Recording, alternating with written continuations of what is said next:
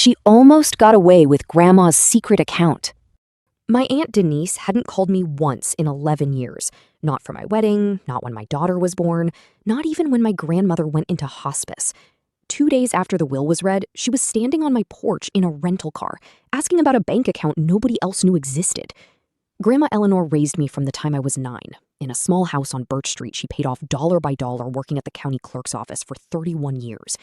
Denise was her oldest daughter, and Denise only existed in our lives during weddings, funerals, and apparently wills. When Grandma passed at 86, the estate came to just over $340,000. The house, her 1967 Mustang she never sold, and a safe deposit box at First Union none of us had ever opened.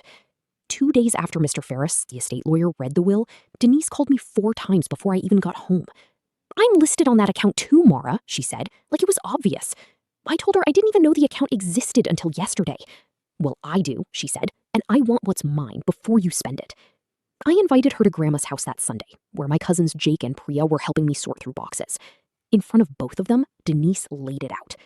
"Grandma promised me half this house years ago," she said, "and that Mustang was always supposed to be mine."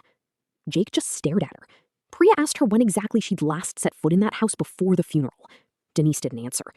That's when Mr. Ferris called me back about the safe deposit box. Inside was a $60,000 certificate of deposit, Grandma's wedding ring, and a folder of paperwork. Records showing Denise had taken out a second mortgage against the Birch Street house back in 2011, using Grandma's signature, and never paid a cent of it back. Grandma had spent 6 years quietly paying it off herself instead of pressing charges against her own daughter.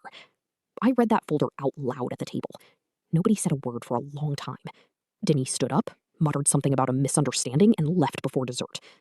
I kept the house, I kept the Mustang, and I put that certificate of deposit straight into my daughter's college fund, exactly the way I think Grandma meant it. Denise hasn't called since. But then again, she never really did unless there was something in it for her. Looking back, the porch wasn't really the beginning. It was just the first time in 11 years she remembered my address. What would you have done? Tell me below.